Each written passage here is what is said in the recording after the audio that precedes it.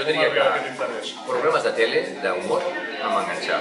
Cançons també. Vaig escoltar Qualsevol nit pot sortir el sol quan el meu fill tenia 2 anys, perquè era en un disc de música infantil feta per Albert Pla. Imagina't. I llavors, per mi no ha sigut tan ràpid.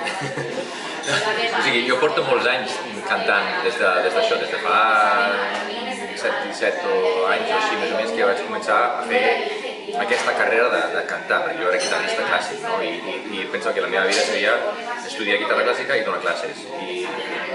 I alguna va passar que vaig decidir, doncs mira, ara torno a cantar i tal. I vaig estar molts anys cantant, composant, gravant discos, i clar, no va ser fins que va sortir el Wins que vaig treure el cap, no, una mica, amb un cap gros i tot, no?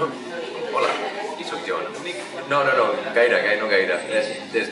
Amb el disc, res, o sigui, jo vaig enviar el disc a casa amb la meva família i van estar, jo sé que alguns allà estaven intentant posar-lo a les ràdios o a la tele, però clar, no es feia, o sigui, no tenia la gràcia, no són cançons islandeses cantades en anglès, no, eren cançons catalanes i per a ells eren cançons noves. I l'única cosa que ha passat ara amb el programa és que he vist un post de la televisió islandesa, la Cadena 1, la primera, diguem-ne la nacional.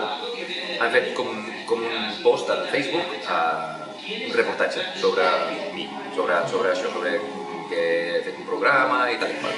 I ha fet està bastant bé, o sigui, explica bastant bé tot el que ha passat, no? Amb el Disc Wins i després amb el programa. Però això és l'únic.